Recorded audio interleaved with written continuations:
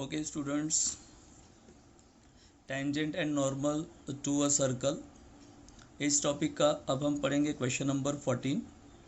Line y equals to x plus a root 2 is a tangent to the circle x square plus Y square equals to a square eight.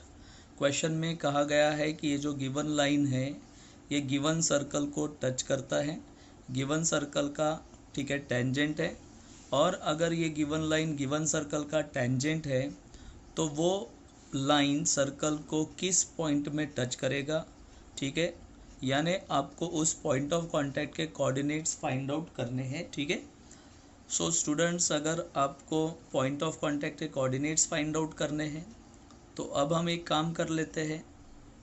ये जो equation of line है, इस equation of line को आप standard form में ला लो। ठीक है, इक्वेशन ऑफ लाइन को स्टैंडर्ड फॉर्म में लाएंगे, यानी ये आपको मिलेगा x minus y clear plus a root 2 equals to 0। इसको हम नंबर दे देंगे first. Okay, equation of circle आपको दिया है, equation of circle clear, equation of circle आपको दिया है x square plus Y square equals to A square. ठीक है, अब इसके लिए अगर मान लो आपको जो इक्वेशन ऑफ लाइन है वो L x plus M y plus N equals to 0 के फॉर्म में अगर दिया है, ठीक है, यानी इक्वेशन ऑफ लाइन जो है वो किस फॉर्म में दिया है आपको, L x plus M y plus N equals to 0 के फॉर्म में अगर दिया हुआ है भाई, तो ऐसे कंडीशन में ठीक है पॉइंट ऑफ कांटेक्ट अगर आपको फाइंड आउट करना है और अगर आपको स्टैंडर्ड सर्कल दिया हुआ है x square plus Y square equals to A square, तो इस कंडीशन में आप पॉइंट ऑफ कांटेक्ट के कोऑर्डिनेट्स फाइंड आउट कर सकते हो, माइनस ए square L upon N comma minus ए square M upon N. Okay clear students, अब हम यहाँ पर समझ लेते हैं कि भाई ये ए एल एम एन कहाँ से आएगा, तो ए स्क्वायर ये जो है ये इक्वेशन ऑफ सर्कल में से मिलेगा जो कि ऑलरेडी है, यानी रेडियस का स्क्वायर। एल एम और एन आपको किस में से फाइंड आउट करना पड़ेगा, इक्वेशन ऑफ टेंजेंट में से फाइंड आउट करना पड़ेगा। तो अब हम यहाँ पर रिप्लेस करेंगे माइनस ए स्क्वायर एल का वैल्यू, एल यहाँ पर अगर हमने इक्वेशन ऑफ टेंजेंट को L x plus M y plus N के साथ कंपेयर किया तो एल का वैल्यू आपको यहाँ पर मिलेगा 1 अपॉन एन, एन का वैल्यू आपको यहाँ पर मिलेगा पॉजिटिव ए रूट 2, ठीक है क्लियर है, कॉमा माइनस ए स्क्वायर एम का वैल्यू देखो यहाँ पर y के साथ कोएफिशिएंट है -1, तो m का वैल्यू मिलेगा आपको -1 और n का वैल्यू आपको मिलेगा भाई a रूट 2। ठीक है, और आप सिंप्लीफाई करेंगे इसको तो a और a कैंसिल होगा, that is minus a root 2 comma minus minus plus हो जाएगा, a कैंसिल हो जाएगा भाई, तो यहाँ पर मिलेगा a root 2। Okay, so students ये रहे हमारे पॉइंट ऑफ कांटेक्ट के कोऑर्डिनेट्स, और इस क्वेश्चन के लिए हमारा आंसर जो है वो रहेगा, ठीक है, डी ऑप्शन रहेगा। Okay clear. ओके स्टूडेंट्स, अब हम आते हैं क्वेश्चन नंबर 15 पर। क्वेश्चन नंबर 15 देखो क्या कहा है, a circle with centre A comma B, यानी सर्कल जो है उसका सेंटर आपको दिया है A comma B, passes through the origin, और ये सर्कल ओरिजिन में से भी पास हो रहा है। ठीक है, सर्कल के सेंटर के कोऑर्डिनेट्स दिए हैं भाई ए कॉमा बी, यानी दोनों पॉजिटिव है, तो सर्कल का सेंटर जो है वो फर्स्ट क्वाड्रेंट में रहेगा। मैंने आपको इसके पहले भी बताया था कि ऐसे सर्कल के बहुत सारे क्वेश्चंस होते हैं मोस्टली क्वेश्चंस आपको ऐसे मिलेंगे जिसमें आप, ठीक है, फिगर ड्रॉ करके आप उन क्वेश्चंस को बड़े आसानी से सॉल्व कर सकते हो। तो अब हम यहाँ पर फिगर ड्रॉ कर लेंगे जो कि कंडीशन आपको दिया हुआ है। पहले तो मैंने सर्कल ड्रॉ कर लिया। ओके, क्लियर है बच्चों? सर्कल ड्रॉ करने के बाद सर्कल का सेंटर उसने क्या कहा है? सर्कल का सेंटर आपको दिया है A, B। ओके, सर्कल का सेंटर आपको क्या दिया है भाई? A, B। और ऑब्वियसली सर्कल का सेंटर अगर A, B है तो ये सर्कल, ठीक है, कहाँ पर रहेगा? फर्स्ट क्वाड्रेंट में सर्कल का सेंटर रहेगा। इसलिए हम कोऑर्डिनेट एक्सिस देखो कैसे ड्रॉ करेंगे। तो ये पहला एक्स एक्सिस मैंने ड्रॉ कर लिया, फिर उसके बाद मैंने ये सेकंड कोऑर्डिनेट एक्सिस ड्रॉ किया, वाई एक्सिस। ओके, उसने साथ ही साथ एक और इन्फॉर्मेशन दिया था कि ये जो सर्कल है, ये सर्कल किस में से पास हो रहा है? ओरिजिन में से पास हो रहा है भाई। सर्कल किस में से पास हो रहा है? ओरिजिन में से पास हो रहा है, ठीक है। तो जो आपको इन्फॉर्मेशन दिया है उसके बेसिस पर तो मैंने फिगर ड्रॉ कर ली। एक और चीज़ यहाँ पर दी है, the equation of tangent to the circle at origin, यानी आपको ऐसे टेंजेंट का इक्वेशन फाइंड आउट करना है जो इस सर्कल को ओरिजिन पर टच करता है, ठीक है। तो ये टेंजेंट इस टाइप से रहेगा, टेंजेंट इस टाइप से रहेगा। क्लियर है? बराबर ध्यान देंगे हम। तो ये हमारे लिए क्या हो गया? टेंजेंट। और इसी टेंजेंट का आपको क्या फाइंड आउट करना है? इसी टेंजेंट का आपको इक्वेशन फाइंड आउट करना है। ओके, टेंजेंट का इक्वेशन फाइंड आउट करना है। अब हम कैसे फाइंड आउट कर सकते हैं ये समझेंगे हम। इन केस अगर मान लो मैंने ये जो सर्कल का सेंटर है और ये जो पॉइंट ऑफ कांटेक्ट है, दोनों को मैंने जॉइंट कर दिया तो यहाँ पर 90 डिग्री का एंगल बनता है। और ये जो 90 डिग्री का एंगल ये परपेंडिकुलर फॉर्म कर रहा है, इसको अगर मैंने एक्सटेंड किया तो इसी परपेंडिकुलर को हम क्या कहते हैं? जनरली नॉर्मल कहते हैं। ये मैं आपको पढ़ा चुका हूँ। तो ये हो गया इसका टेंजेंट। और एक ऐसा लाइन जो टेंजेंट पर परपेंडिकुलर है तो उसको हम क्या कहेंगे? नॉर्मल कहेंगे। तो यहाँ पर ये नॉर्मल हो गया और ये क्या हो गया? टेंजेंट, ठीक है। ओके, अब हम बात करते हैं नॉर्मल की। तो नॉर्मल भाई 2 पॉइंट में से पास हो रहा है, ओरिजिन में से पास हो रहा है और A, B में से पास हो रहा है। तो क्या हम इस नॉर्मल का स्लोप फाइंड आउट कर सकते हैं? तो स्लोप ऑफ नॉर्मल तो आपको मिल जाएगा। स्लोप ऑफ नॉर्मल, तो स्लोप ऑफ नॉर्मल हम कैसे फाइंड आउट करेंगे? y2 minus y1 upon x2 minus x1। Okay, तो y2 minus y1 that is y2 minus y1 b minus 0। Okay, और x2 minus x1 that is a minus 0। Clear है? तो ये आपको मिलेगा b upon a। But normal, ठीक है, normal जो है वो परपेंडिकुलर है किस पर? टेंजेंट पर। नॉर्मल ये टेंजेंट पर परपेंडिकुलर है और नॉर्मल और टेंजेंट दोनों परपेंडिकुलर है, तो मैं स्लोप ऑफ टेंजेंट भी फाइंड आउट कर सकता हूँ। स्लोप ऑफ टेंजेंट आपको मिलेगा minus a by B. Okay, clear है? ये आपको पता है। देन जैसे ही आपने slope of tangent find out कर लिया तो आप इसका इक्वेशन फाइंड आउट कर लो भाई, क्योंकि टेंजेंट किस में से पास हो रहा है? ओरिजिन में से पास हो रहा है। और ओरिजिन में से अगर टेंजेंट पास होता है तो इक्वेशन ऑफ टेंजेंट जो है वो किस फॉर्म में रहेगा? y इक्वल्स टू mx के फॉर्म में रहेगा। y equals to mx that is y equals to m, यानी क्या होता है? स्लोप। तो minus a by B x, इसको हम सिंप्लीफाई करेंगे तो ये हो जाएगा B Y equals to minus A X, और माइनस ए एक्स को ट्रांसफ़र कर दो, ठीक है। तो ये आपको मिलेगा A X plus B Y equals to 0 and here is the equation of tangent, ठीक है। तो भाई हमारा आंसर क्या रहेगा? फाइनल आंसर क्या रहेगा? तो क्वेश्चन नंबर 15 में फाइनल आंसर जो है वो आपका रहेगा ax plus B Y equals to 0, that is B option आपका फाइनल आंसर रहेगा। ओके, क्वेश्चन नंबर 17 शुरू कर रहे हैं हम।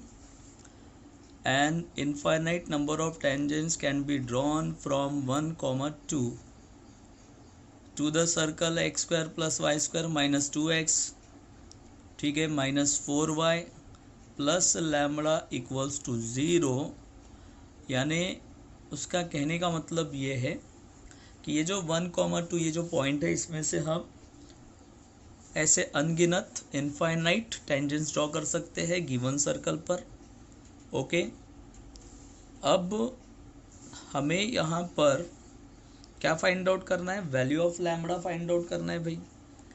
अच्छा, अगर हमें value of lambda find out करना है और 1, 2 इस पॉइंट से हम सर्कल पर infinite numbers of tangents draw कर सकते हैं, तो ऐसे कंडीशन में, ठीक है, ऐसे कंडीशन में अगर हमें length of tangent find out करना है, ठीक है, यानी हमें यहाँ पर किसका वैल्यू फाइंड आउट करना है भाई? लैम्बडा का वैल्यू फाइंड आउट करना है, ठीक है। तो लैम्बडा का वैल्यू अगर आपको फाइंड आउट करना है, हमें यहाँ पर लैम्बडा का वैल्यू फाइंड आउट करना है, तो अब हम ये समझेंगे कि भाई ये ऐसा क्यों दिया है। N infinite number of tangents can be drawn. अब आपको ये पता होगा कि अगर एक सर्कल दिया है और सर्कल पर अगर पॉइंट दिया है, सबसे पहले तो हम समझेंगे एक सर्कल दिया है, ठीक है, सर्कल पर अगर हमें कोई पॉइंट दिया है, मान लो पॉइंट P है, तो इस पॉइंट P में से पास होने वाला हम एक सिंगल टेंजेंट ड्रॉ कर सकते हैं। अच्छा, आपको भाई ये भी पता है कि एक सर्कल दिया है और सर्कल के एक्सटीरियर में यानी सर्कल के बाहर कोई पॉइंट P दिया है, तो इस सर्कल पर हम कितने टेंजेंट्स ड्रॉ कर सकते हैं? पॉइंट P में से पास होने वाले 2 टेंजेंट्स ड्रॉ कर सकते हैं। बट उसने क्या कहा है? उसने कहा है भाई इनफाइनाइट नंबर ऑफ टेंजेंट्स। तो स्टूडेंट्स देखो, हमने एक कंसेप्ट पढ़ा था पॉइंट सर्कल। पॉइंट सर्कल इसका मतलब क्या होता है? पॉइंट सर्कल दैट मीन्स एक ऐसा सर्कल जिसका रेडियस 0 है। तो point circle that means only point, clear है? Point circle that means only point, ठीक है। और इस पॉइंट सर्कल में से पास होने वाले आप ऐसे बहुत सारे, ठीक है, क्या ड्रॉ कर सकते हैं? टेंजेंट्स ड्रॉ कर सकते हैं, इनफाइनाइट टेंजेंट्स आप ड्रॉ कर सकते हैं, यही एक कंडीशन हो सकता है। तो इस कंडीशन में, ठीक है, इस सर्कल का जो गिवन सर्कल जो आपको दिया है उसका रेडियस क्या होगा? इसका रेडियस होगा भाई 0, ठीक है। तो ये जो पॉइंट सर्कल है, ठीक है, इस पॉइंट सर्कल के बेसिस पर हम इस, ठीक है, लैम्बडा की वैल्यू को फाइंड आउट कर सकते हैं, क्योंकि पॉइंट सर्कल जिसमें रेडियस क्या होगा? 0। तो अब हम इक्वेशन ऑफ सर्कल के बेसिस पर g फाइंड आउट कर लेंगे। तो g का वैल्यू भाई यहाँ पर आएगा -1। ओके, क्लियर है? फिर उसके बाद हम f फाइंड आउट कर लेंगे, तो f का वैल्यू भाई आपको मिलेगा -2। और c फाइंड आउट करेंगे तो c का वैल्यू आपको क्या मिलेगा? लैम्बडा। अब रेडियस यहाँ पर रेडियस इक्वल्स टू 0 होगा क्योंकि ये पॉइंट सर्कल है। रेडियस इक्वल्स टू 0 होगा क्योंकि ये पॉइंट सर्कल है। और रेडियस का फॉर्मूला क्या होता है आपको पता है? g² + f² - c equals to 0। तो g² दैट इज -1 का स्क्वायर, f² दैट इज -2 का स्क्वायर, ठीक है, -c that is lambda equals to 0, clear है? देन उसके बाद ये आपको मिलेगा 1 का -1 का स्क्वायर 1, 2 का square 4 minus lambda, okay, equals to 0। और √5 माइनस लैम्बडा इक्वल्स टू 0। अब यहाँ से हम रूट हटाएंगे तो इधर स्क्वायर लगाना पड़ेगा, ठीक है। स्क्वायर लगाएंगे तो ये आएगा -5 minus lambda equals to 0 and lambda equals to 5। Okay students, तो हमारा आंसर इस क्वेश्चन के लिए क्या रहेगा? हमारा आंसर रहेगा इस क्वेश्चन के लिए ऑप्शन सी। क्वेश्चन नंबर 18 है, a pair of tangents are drawn from the origin, यानी ओरिजिन से अगर हमने गिवन सर्कल पर टेंजेंट्स ड्रॉ किए तो ऐसे हम 2 टेंजेंट्स ड्रॉ कर सकते हैं, इसलिए उसने कहा है अ पेयर, ठीक है।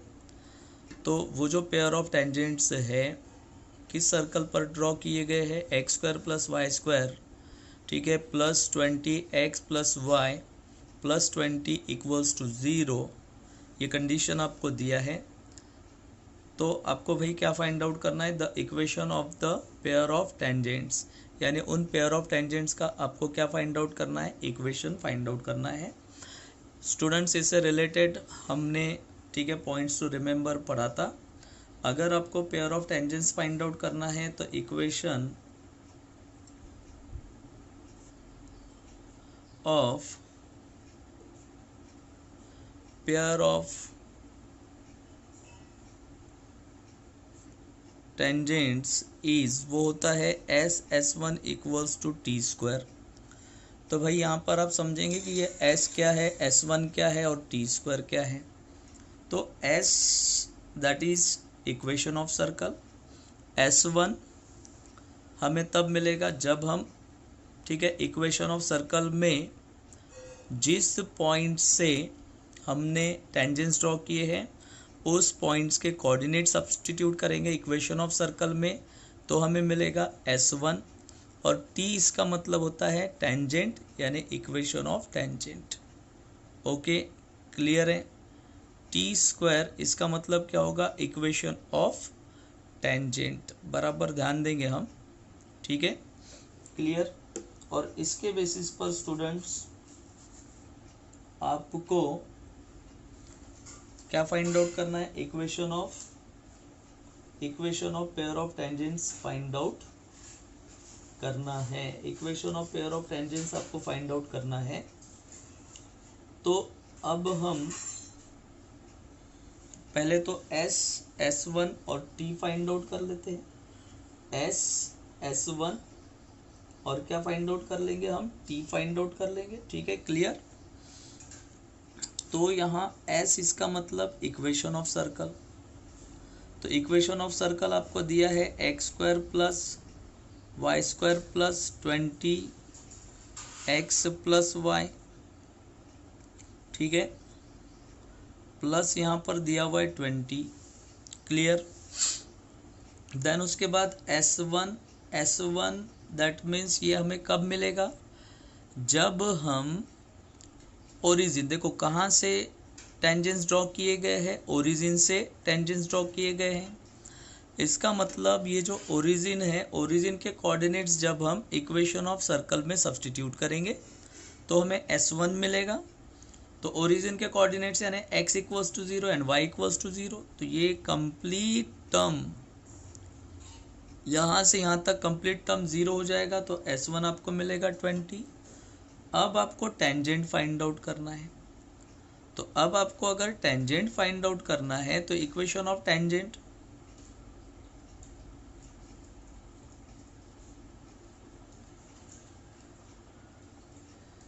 Equation of tangent is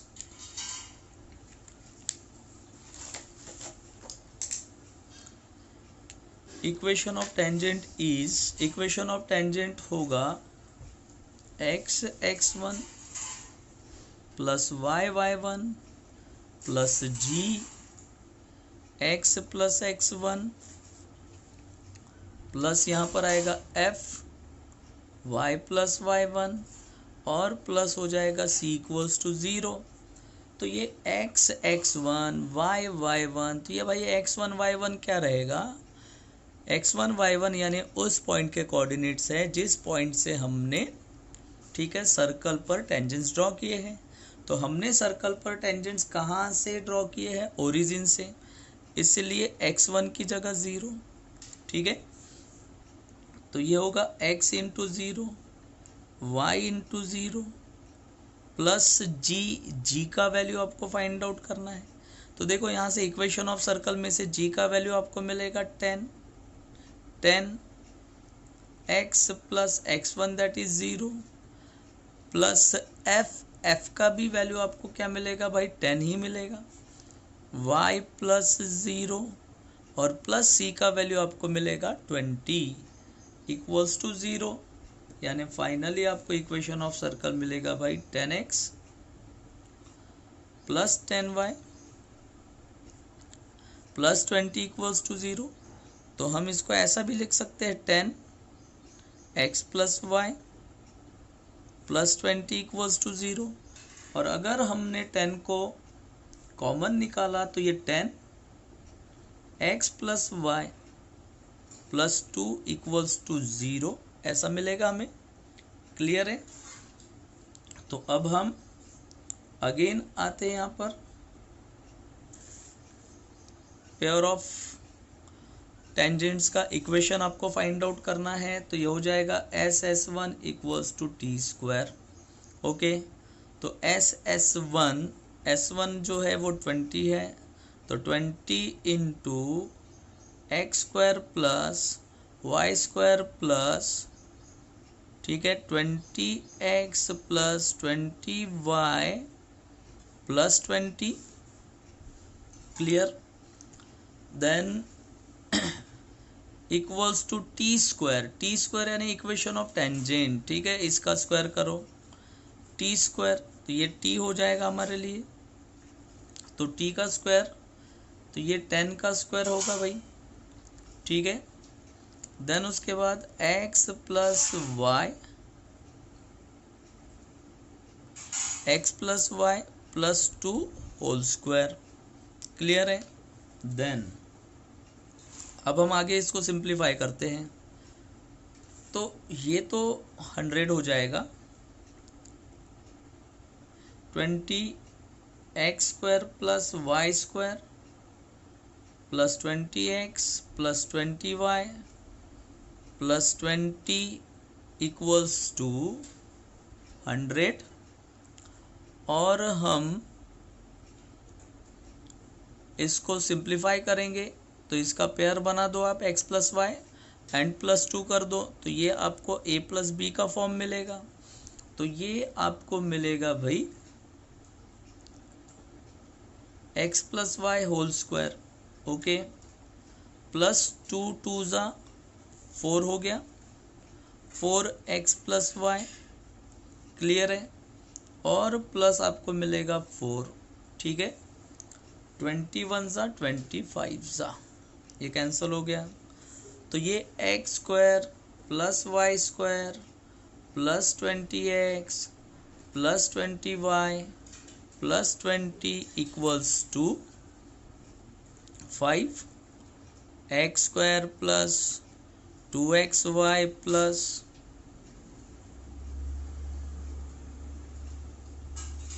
x square plus 2xy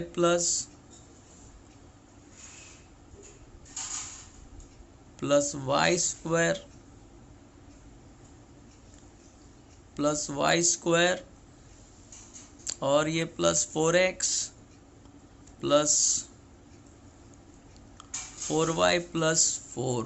okay, अब आप इसको अगेन सिंप्लीफाई करेंगे तो x square plus Y square plus 20x plus 20y plus 20 equals to 5 से मल्टीप्लाई कर दो भाई, तो ये आएगा 5x square 10xy 5y square 20x plus 20y plus आएगा 20। क्लियर? तो आप ये देख रहे हैं कि 20x 20y 20 बोथ साइड्स पर इक्वल है, कैंसल हो जाएंगे। तो ये आपको मिलेगा भाई x square plus Y square equals to 5x² है ना, plus 5y² plus 10xy। Clear. Then x square y square को ट्रांसफ़र करेंगे तो यह आएगा 4x² plus 4y² plus 10xy। और आप अब इसे 2 से डिवाइड कर देंगे, 2 से डिवाइड करेंगे तो 2x² plus 2y² plus 5xy equals to 0। और ये जो आपको फाइनली मिला ये होगा equation of pair of tangents.